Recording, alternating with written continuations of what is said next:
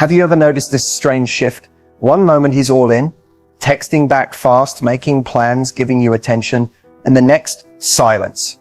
Dry responses. He starts acting like you barely exist. Here's the truth no one tells you: he's not losing interest. He's reacting to something he didn't expect. Your power. See, most women panic when a man pulls away. You start asking, did I do something wrong? You replay every word, every moment. But what if I told you his silence isn't rejection? It's the start of his obsession. Yes, read that again. When a man ignores you, he's not always gone. Sometimes he's testing your reaction. Sometimes it's not even conscious. But biologically, emotionally, psychologically, men crave what they can't fully have. When you stop chasing and start embodying your worth, something shifts in him, and that shift creates obsession. In this video, I'm going to break down exactly why his distance triggers deeper attraction, and how you can turn silence into power without playing games, begging, or overthinking. You'll learn the exact mindset that makes high-value women magnetic, and why detaching emotionally doesn't push him away, it pulls him in. This isn't a guessing game anymore. It's a power shift. And it starts right now. Stay with me. What I'm about to reveal could change how you view men, attraction, and emotional control forever. Most people think obsession starts with constant attention, with someone blowing up your phone or showering you with affection. But for men, obsession often begins in silence, in the space you leave, not the space you fill. And that space, it drives them wild. See, the male brain is wired for pursuit. It's ancient psychology, rooted in challenge, conquest, and the reward system. When something feels too easy, too available, or too certain, it registers as low value, not because he's cruel or manipulative, but because deep down, desire is fueled by uncertainty. It's the maybe, the unknown, that lights up his emotional brain. That's why when you pull back, not to play games, but because you're choosing yourself, it disrupts his pattern. It forces him to wonder. And wondering becomes wanting. That's where obsession grows. What's wild is, most women don't know this. They try to fix things by getting closer, checking in more, asking what went wrong. But in doing so, they hand over all their power. He doesn't feel the need to think about you, because you're still right there, emotionally available, energetically chasing. But when you step away and stop feeding his emotional comfort, you trigger something primal. He starts replaying memories, wondering what you're thinking, why you're quiet, who you might be talking to now. And that uncertainty, it breeds fascination. Male obsession isn't about control. It's about emotional disruption. It's when the woman he thought he understood becomes unpredictable, magnetic, mysterious. That's when you take up mental space, even without saying a word. He'll scroll through your socials, reread your messages, and feel something unfamiliar. Lack of control. And that is what fuels the obsession. Not your presence, but your absence, paired with power. If you want to be unforgettable, it's not about doing more. It's about doing less, intentionally, with confidence. Because when he has to wonder about you, he has to feel something for you. And that's when obsession begins. There's a reason the phrase "we want what we can't have" is so powerful, because it's hardwired into human behavior, especially in men. The moment something begins to slip from their grasp, it suddenly becomes more valuable. This isn't just a saying. It's rooted in how the male brain is wired to pursue, conquer, and protect what feels exclusive. That's why ignoring, when done from a place of calm confidence, isn't manipulation. It's a natural trigger for the chase instinct. When a woman pulls her energy back, especially after showing interest, it creates a tension that a man's mind is almost compelled to resolve. Why? Because something that once felt attainable is now uncertain. That gap, the emotional distance, becomes a psychological itch that he wants to scratch. He starts asking himself questions. Did she lose interest? Did I mess this up? Is someone else in the picture? These aren't surface level thoughts. They create emotional urgency. And that urgency is what fuels the chase. Ignoring works not because you're trying to punish or manipulate, but because it signals two critical things: self-respect and emotional independence. You're showing that your world doesn't revolve around his attention. And when a man senses that your validation doesn't depend on his presence, you go from being an option to becoming a challenge. What's important to understand is that men don't chase when they feel certainty. They chase when there's risk. When you're always available, emotionally exposed, and trying to maintain the connection. There's no tension. There's no reason for his mind to stay locked in. But when you remove your energy, when you stop texting first, stop reacting, stop over-explaining, you give him room to feel your absence. And in that silence, he begins to feel the weight of what he's about to lose. The chase instinct kicks in when there's something he wants, but isn't sure he has. That's when he starts remembering the little things, the way you laughed, the way you made him feel, the way you carried yourself. You take up space in his mind, because now there's mystery, and mystery activates imagination. Imagination builds desire, and desire pushes him to act. But this only works when your silence is genuine, when you're not pretending, but actually focused on yourself, your growth, your joy. When you're not waiting for his reaction, but truly detaching from the outcome. That's when your energy shifts. That's when he feels the difference, and that's what draws him in. Because the truth is, men don't chase what's easy, they chase what feels rare. And a woman who can walk away without needing to be chased is the woman most likely to be pursued. Let's bring this to life with real situations, because theory is one thing, but seeing how obsession is triggered in actual relationships makes everything click. Imagine a woman named Maya. She and a guy, let's call him Ryan, had a strong connection in the beginning. The chemistry was undeniable, the texting was constant, and he made it clear he was into her. Then slowly, things shifted. His texts got shorter. He started canceling plans. Instead of confronting him emotionally or trying to get answers, Maya did something most women wouldn't think to do. She went silent. No drama, no chasing. She simply stopped reaching out and redirected her focus back to her own life. She went out with friends, started showing up confidently on social media, and made it clear, without a single word, that she wasn't going to beg for his energy. 2 weeks later, guess who was back in her DMs? Not with a lazy hey, but with long messages, asking how she was, reminiscing about their time together, trying to reinsert himself into her life. That shift didn't happen because she ignored him for the sake of playing a game. It happened because she activated one of the most powerful emotional triggers, loss paired with uncertainty. Ryan didn't get closure.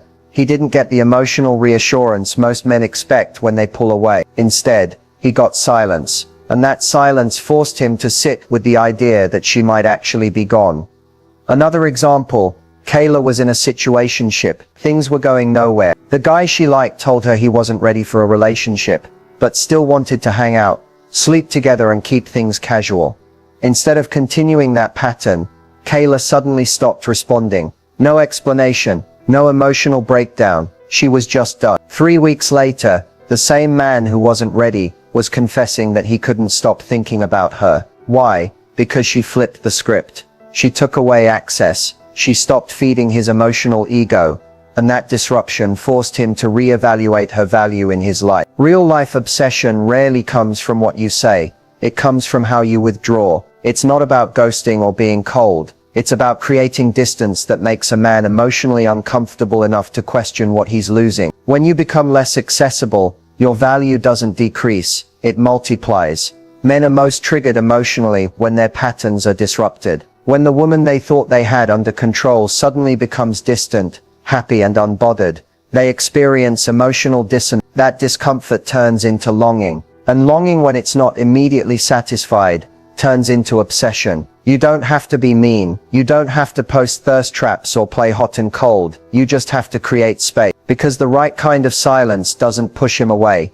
It pulls him in harder than words ever could. Silent treatment can feel like emotional torture. 1 minute, everything feels normal, even good, and the next, he's gone quiet. No explanation, no closure. Just a sudden emotional shutdown that leaves you questioning your worth, your words, and the entire connection. But here's the truth most people miss. The silent treatment isn't always about you. In fact, it often reveals more about him than it does about anything you said or did. When a man goes silent, it's usually not because he doesn't care. It's because he's avoiding discomfort, avoiding vulnerability, avoiding accountability.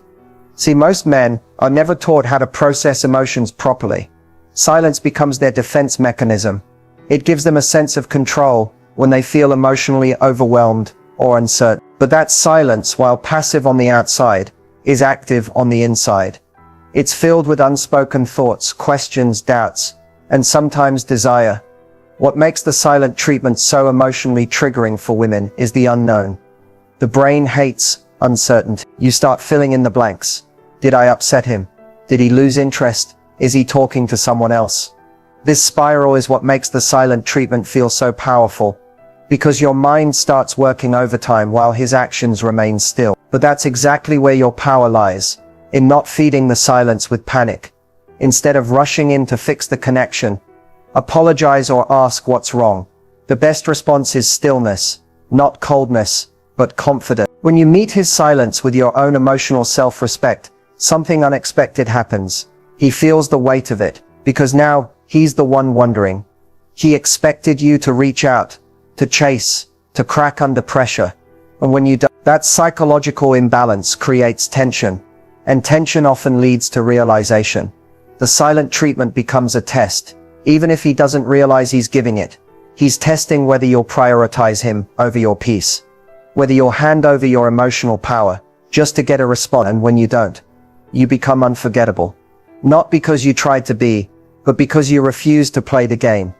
It's important to note that there's a difference between using silence as a toxic weapon versus using silence as a boundary. If someone is giving you the silent treatment to punish or manipulate you, that's emotional immaturity, and it's a red flag.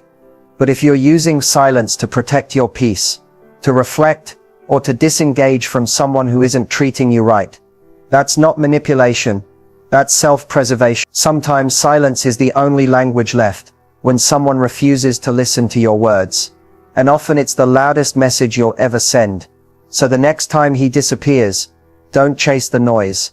Let your stillness say everything. Because the right man won't stay comfortable in the silence. He'll break it to keep you close. Control in a relationship doesn't come from manipulation, silence, or pretending you don't care. Real control, the kind that commands respect and draws people towards you, comes from emotional discipline. It's not about playing games. It's about understanding that your response to his behavior sets the tone for how you're treated. So many women think staying in control means becoming cold, distant, or detached. But in reality, it means being calm in chaos. When he pulls away, gets distant, or becomes inconsistent, your power isn't in reacting, it's in observing. That pause, that moment when you choose not to text, not to explain yourself, not to beg for clarity, that's where control lives. Because in that space, you're sending a message. I see what's happening and I refuse to shrink myself for it. The reason this works so powerfully is because men subconsciously test your emotional boundary. They don't always know they're doing it. But when they pull back, delay a text, or go quiet, they're watching what you do. If you chase, they learn they can withdraw affection and still keep you. If you over-explain, they know you'll carry the emotional labor. But when you hold your line, you show that your value isn't negotiable. Now here's the part most people don't realize. Staying in control isn't about cutting off your emotions. You can still care deeply, you can still want them, but your feelings should never override your standard. When you choose peace over panic, alignment over attention, and self-respect over reassurance, you shift the dynamic. You're no longer asking to be chosen, you're choosing yourself. This doesn't mean playing hard to get or being cold. It means letting things unfold naturally without forcing an outcome. It's in the way you respond when he comes back around. You're warm but not overly eager. You're present but not desperate. You don't make him the center of your world. You let him earn a place in it. And when he feels that shift, everything changes. He starts to realize he's not dealing with someone who needs him to feel worthy. He's dealing with someone who already knows her worth. That kind of woman is rare, and rare creates desire. Not because she's withholding, but because she's selective. She knows what she brings. She doesn't chase energy that pulls away, and that creates gravity. Staying in control without playing games means being rooted in who you are. It means trusting that what's meant for you won't need to be chased or fixed. It means recognizing that silence is an answer, that mixed signals are clarity, and that a man who values you will never make you question your position in his life. So don't play games, play stand. That's where your power is, and it's how you remain unforgettable without losing yourself in the process. Mystery is one of the most underestimated traits in attraction, especially for women. In a world that constantly pressures you to explain yourself, prove your worth, and over-communicate your feelings, choosing to remain a little unpredictable becomes powerful, not confusing, magnetic, because mystery is not about hiding who you are. It's about not revealing everything all at once. It's the art of holding just enough back to make someone lean in. What keeps a man hooked isn't constant access, it's emotional curiosity. When he thinks he has you completely figured out, his mind relaxes. The chase stops. But when there are layers he can't fully reach, when he senses that you're not fully available until he earns that deeper connection, he becomes invested. He starts watching more closely, listening more carefully, paying attention to what you're not saying. And that's where emotional attachment begins. Mystery triggers imagination, and imagination is the most powerful stimulant in the male mind. He starts thinking about you outside of your conversations. He starts wondering what you're doing, who you're with, how you feel about him. That space between what he knows and what he wants to know is where attraction intensifies. Because when a man has to wonder, he has to want. Being mysterious doesn't mean being distant or cold. It means you don't overshare your every thought, especially early on. You keep parts of your life sacred. You allow him to discover you, piece by piece. That slow reveal creates emotional gravity. The less you force a connection, the more naturally it deepens, because he's drawn to explore, not pressured to commit. Mystery also communicates confidence. It shows that you're not trying to sell yourself. You're not trying to convince him of your value. You already know you're valuable, and you're selective about who gets to know the real you. That kind of energy is irresistible, because it's rare. Most people are too afraid to be misunderstood, so they give too much too soon. But when you're comfortable being partially unknown, you become unforgettable. Think about it, what people obsess over most are the things they don't fully understand. The why didn't she text back? The what did she mean by that smile? The how is she still so calm when I'm pulling away? These thoughts keep his attention looping. Not because you're manipulating, but because you're not over-explaining. You're letting your energy speak louder than your words. And here's the secret. Mystery isn't something you try to be. It's something you become when you're rooted in your own world, your goals, your growth, your joy. When you're not seeking constant validation, you become intriguing. You stop needing attention and start commanding it. So don't rush to explain yourself. Don't feel the need to always be understood. Sometimes the most powerful move is letting him wonder, because mystery doesn't confuse the right man. It captivates him. When a man starts pulling away, your instinct might scream at you to fix it. You want answers, clarity, or just some sort of reaction that lets you know he still cares. That's normal. But it's also exactly where most women lose their power, by reacting emotionally instead of responding with awareness. What you do in this moment matters more than anything you said or did before. Because when he pulls away, the biggest mistake you can make is chasing. Chasing looks different for everyone. It might be sending that extra text just to check in. It might be posting something online just to get his attention. It might even be asking mutual friends what he's been up to. And while none of these actions are toxic by themselves, they all send the same subconscious message. You're scared to lose him. And nothing kills attraction faster than fear-driven energy. What you absolutely must not do is over-explain, over-apologize, or try to win him back with logic. Men don't respond to emotional pleas the way women do.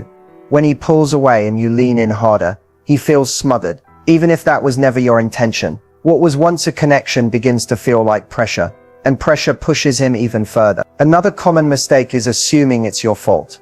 You start replaying every word, every moment, thinking you must have done something wrong. This over-analysis leads to self-doubt, and self-doubt leads to actions that compromise your worth, like offering more than he's giving, lowering your standards just to keep him interested, or trying to be better to get his attention. But a man who values you doesn't need convincing, and one who doesn't won't suddenly see your worth just because you tried harder. What also doesn't work, ultimatums given out of frustration. Telling him to make up his mind or lose you can feel empowering. But if it comes from an emotionally reactive place, it backfires. Instead of drawing him closer, it puts him on the defensive. True empowerment isn't about giving ultimatums. It's about giving yourself options. It's not choose me or else. It's I'll be over here choosing myself either way. Silence, on the other hand, is often misused as punishment. If you're going quiet to manipulate a reaction, it carries a heavy, resentful energy, and he can feel that. But when your silence comes from grounded self-respect, it's not a game, it's a boundary. A clear signal that you're not going to fight for space in someone else's life. Ultimately, when a man pulls away, the worst thing you can do is abandon yourself in an effort to keep him. Because the moment you trade your self-worth for connection, you lose both. Your best move is to lean into yourself, not into him. Let him feel your absence. Let your calm confidence remind him that you're not afraid of space. You know your value, and that kind of energy doesn't chase what chooses to drift. Making a man crave you isn't about being perfect, flawless, or pretending to be someone you're not. It's about becoming the kind of woman whose presence lingers even when you're not around. The kind of woman who carries herself with self-respect, mystery, and emotional depth. Someone who doesn't just take up space in his life, but in his mind. Craving begins when a man realizes you're not easy to access emotionally. And yet you're also not playing games. You are simply in control of your energy, and that is magnetic. To make him crave you, you have to flip the script. Most women focus on proving themselves, staying available, and constantly showing they care. But craving doesn't grow from certainty, it grows from curiosity. It's not about being cold or detached, it's about being selective. When a man senses that he has to earn emotional access to you, that he doesn't just get your time, affection, and vulnerability without showing consistency, he starts to value you on a deeper level. Craving also forms when you show him that your life is already full, that you're not waiting around for his call or holding your breath for a response. You're living, you're growing, you're becoming. When a man sees that you're not dependent on his attention to feel worthy, he realizes that you're a woman with her own orbit. And the more grounded you are in your own life, the more he wants to be part of it. Not because you begged for him, but because you inspired him. Also, never underestimate the power of emotional unpredictability. Not in a chaotic way, but in a human way. Don't be afraid to have layers. Be kind, but not overly available. Be expressive, but not overly vulnerable too soon. Let him feel that there's always something more to discover about you. When a man feels like he's figured you out completely, the chase ends. But when he senses there's depth to you, stories you haven't told, strength you don't brag about, dreams you're chasing, he doesn't just want to know you, he needs to. And most of all, stop overgiving. You don't have to earn love. You don't have to pour until you're empty just to keep someone around. The woman he craves is the one who gives from a place of wholeness, not desperation. She has boundaries, not walls. She can love deeply, but she's not afraid to walk away if that love isn't returned. In the end, you don't make him crave you by trying harder. You do it by being more of yourself, fully, authentically, unapologetically, the version of you who glows without forcing it, who knows her worth without announcing it. That's the woman who leaves a mark on his mind long after you've left the room. And that's the energy he'll come back for, again and again.